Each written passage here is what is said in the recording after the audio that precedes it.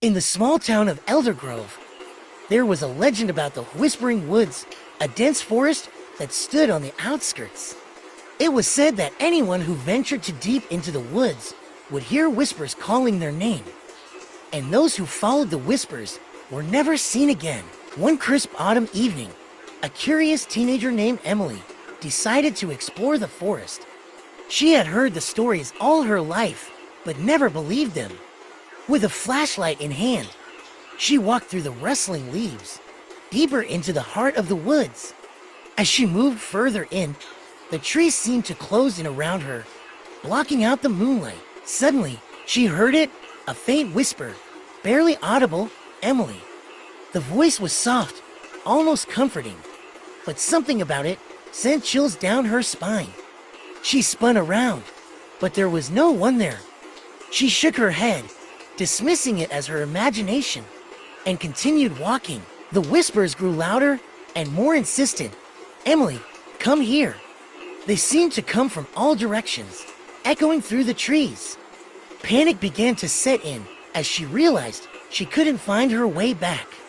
The path she had taken was no longer visible, swallowed by the darkness and the ever-thickening forest. Desperately, she called out for help, but her voice was lost in the symphony of whispers.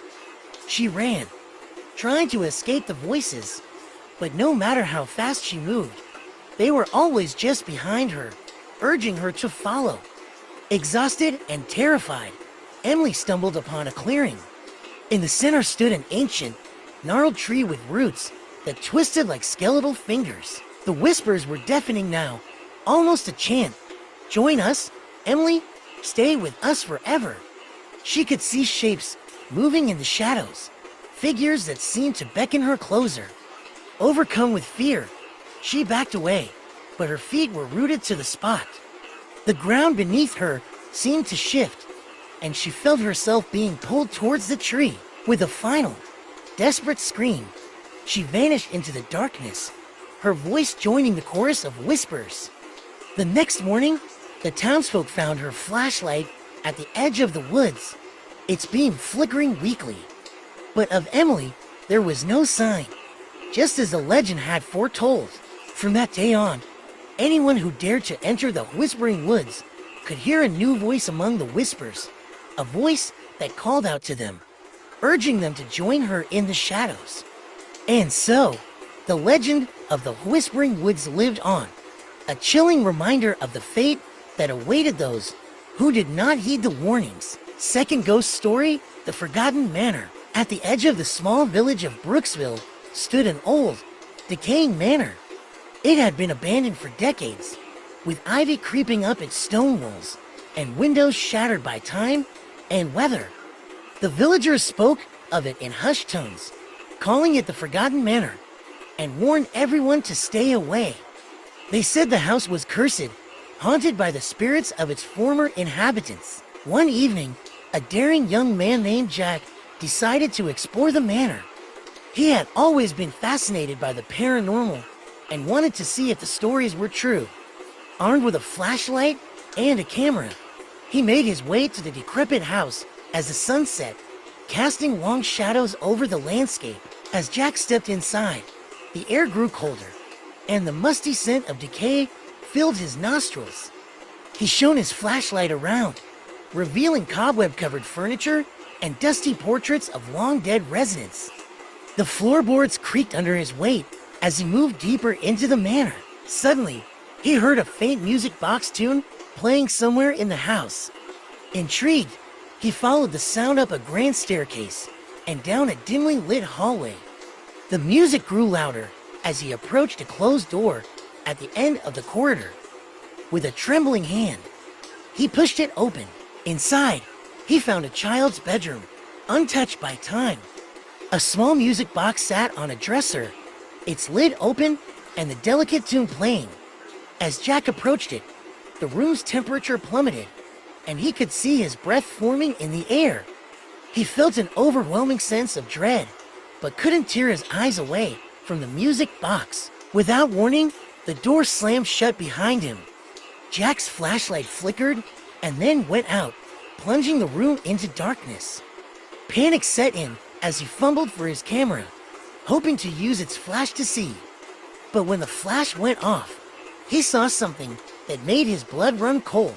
In the brief burst of light, he saw the reflection of a young girl standing behind him in the mirror above the dresser. Her eyes were hollow, and her face was twisted in a sorrowful expression. Jack spun around, but there was no one there. He turned back to the mirror, and the girl was gone. The music box stopped playing, and the room was filled with an eerie silence. Jack tried to open the door, but it wouldn't budge. He could hear whispers, growing louder and more insistent, filling his mind with incomprehensible words. Desperate to escape, he slammed his shoulder against the door, finally breaking it open. He ran down the hallway, but the manor seemed to twist and change around him. Corridors that should have led to the exit now led to more rooms, each filled with haunting relics of the past. The whispers followed him, growing louder and more frantic, as if the house itself was trying to keep him there. Just as he thought he would be lost forever, Jack burst through a door and found himself outside, gasping for breath. He didn't stop running until he was back in the village, the manor now a distant silhouette against the night sky. Jack never spoke of what he had seen, but the villagers noticed the change in him. He was no longer the daring young man who had entered the Forgotten Manor. He was haunted, his eyes reflecting the terror of what lay within those decaying walls. And so, the legend of the Forgotten Manor grew, a chilling tale of a house that trapped the souls of those who dared to enter, never to be seen again. Third story, The Haunting of Blackwood Manor. In the small, secluded town of Ravenswood, there stood an old, decrepit mansion known as Blackwood Manor. It had been abandoned for decades, its once grand facade now hidden beneath thick vines and overgrown bushes. The townspeople spoke of the manor in hushed whispers, telling tales of ghostly apparitions and strange noises that emanated from within its walls. One stormy night, a group of curious teenagers, led by the adventurous Emily, decided to explore the manor. Armed with flashlights and a sense of bravery fueled by youthful curiosity, they made their way to the entrance. The heavy wooden door creaked open, revealing a dark and musty interior. As they ventured deeper into the manor, the air grew colder, and an eerie silence enveloped them. They stumbled upon a grand staircase that led to the second floor, its steps covered in a thick layer of dust. Emily, ever the fearless leader, urged her friends to follow her up the stairs. At the top of the staircase, they found a long hallway lined with portraits of stern-looking ancestors. Their eyes seemed to follow the teenagers as they walked by, sending shivers down their spines. Suddenly, a loud bang echoed through the hallway, and the group froze in fear. "Did you hear that?" whispered Emily. Before anyone could respond, a ghostly figure appeared at the end of the hallway. It was a woman in a long, flowing dress, her face pale and gone. Her eyes were hollow, and she seemed to glide across the floor as she moved towards them. Terrified, the teenagers turned to run, but the door behind them slammed shut. The ghostly woman continued to approach, her mournful wails growing louder. Emily's flashlight flickered and then went out, plunging them into darkness. In the pitch black, they could hear the woman's footsteps drawing closer. Desperate to escape, they fumbled for the door handle, but it wouldn't budge. The air grew colder still, and a sense of dread washed over them. Then, just as suddenly as she had appeared, the ghostly woman vanished, and the door flew open. The teenagers didn't hesitate. They sprinted out of the manor, their hearts pounding in their chests. As they reached the safety of the town, they vowed never to return to Blackwood Manor. The experience left them shaken, and the legend of the haunting grew stronger with their story. To this day, the manor remains abandoned, a chilling reminder of the ghostly presence that lurks within its walls. In the quiet village of Silent Hill, nestled in a remote valley, there was a railway track that had long been abandoned. The tracks were rusty, and the old station building was in ruins, its windows shattered and roof caved in. Yet, the villagers spoke of a mysterious train that still ran along those tracks on moonless nights. One cold, foggy evening, a young journalist named Alex arrived in Silent Hill. He had heard the rumors of the phantom train and was determined to uncover the truth. Armed with his camera and notebook, he set out to explore the abandoned tracks. As the night grew darker, the fog thickened, enveloping the landscape in an eerie silence. Alex reached the old station and decided to wait for the ghostly train. Hours passed, and just as he was about to give up, a distant, haunting whistle echoed through the night. Alex's heart raced as he saw a faint light approaching from the far end of the tracks. Slowly, an old steam locomotive emerged from the fog, its wheels screeching against the rusty rails. The train, covered in grime and dust, looked like it hadn't run in decades. Yet, there it was, chugging slowly towards him. Gathering his courage, Alex stepped closer to the platform. As the train came to a halt, the doors creaked open. To his astonishment, the carriages were filled with ghostly figures, their faces pale and eyes hollow. They sat in silence, staring blankly ahead, driven by a mix of fear and curiosity. Alex boarded the train. The air inside was cold and damp, and the faint sound of a mournful melody played in the background. He walked through the carriages, each one filled with more spectral passengers, until he reached the last car.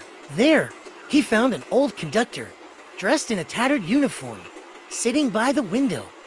The conductor looked up and met Alex's gaze, his expression sorrowful. "Why are you here?" Alex asked, his voice trembling. The conductor sighed and replied in a whisper, "We are the lost souls, bound to this train for eternity. We were on our final journey home when the train derailed many years ago. Now, we wander these tracks, unable to find peace." As the conductor's words sank in, the train suddenly jolted to life. The whistle blew again, and the train began to move. Alex, realizing he was in danger of becoming one of the lost souls, raced back through the carriages and leapt off the train just as it picked up speed. He landed on the platform, breathless and terrified, as the phantom train disappeared into the fog. The next morning, Alex returned to the village and recounted his harrowing experience. The villagers listened in awe, and the legend of the phantom train grew stronger. Alex left Silent Hill, forever haunted by the memory of the ghostly passengers and the sorrowful conductor. And to this day, on moonless nights, the whistle of the phantom train can still be heard echoing through the foggy valley, a chilling reminder of the lost souls bound to its eternal journey. Fifth story: The Whispering Forest. Deep in the heart of an ancient forest, where the sunlight barely pierced the thick canopy of leaves, there stood an abandoned cabin. The villagers from the nearby town whispered about the cabin, saying it was cursed. No one had ventured near it for decades, not since the disappearance of an entire family who once lived there. One day, a young woman named Eliza, drawn by her insatiable curiosity, decided to explore the forest and find the cabin. She had heard the stories, but dismissed them as mere folklore. With a flashlight in hand and a sense of adventure in her heart, she set out. As she walked deeper into the forest, the air grew colder, and the trees seemed to close in around her. An eerie silence fell, broken only by the occasional rustle of leaves and distant hoot of an owl. After hours of searching, Eliza finally found the cabin, hidden among the dense underbrush. It was old and dilapidated, with vines creeping up its sides and broken windows that seemed to stare at her like empty eyes. Eliza approached the door, which creaked ominously as she pushed it open. Inside, the cabin was dark and musty, with old furniture covered in dust and cobwebs. She took a few cautious steps inside, her flashlight beam cutting through the darkness. Suddenly, she heard a faint whisper, "Leave ... Eliza's heart pounded as she swung the flashlight around, but there was no one there. She shook off her fear and continued to explore, determined to uncover the cabin's secrets. In the back room, she found a journal on an old, rotting table. The pages were yellowed and brittle, filled with frantic handwriting. The last entry caught her eye. They are watching. They whisper at night. We cannot escape. A chill ran down Eliza's spine. As she read the words, the whispers grew louder, more insistent. Leave ... Now ... Panicked, Eliza turned to leave, but found the door she had entered was no longer there. The walls seemed to shift and close in, trapping her inside. The whispers turned into a cacophony of voices, surrounding her, filling her mind with their terror. Desperate, Eliza stumbled through the dark, searching for an exit. She felt cold hands grasping at her, pulling her back. She screamed, but the forest outside remained silent, indifferent to her plight. The next day, the villagers noticed that Eliza had not returned. They knew where she had gone and what fate likely awaited her. No one dared to search for her, for they all knew that once the forest claimed someone, they were never seen again. And so, the cabin remained, hidden in the whispering forest, waiting for the next curious soul to wander in and join the lost voices within its walls. I hope you enjoyed the story.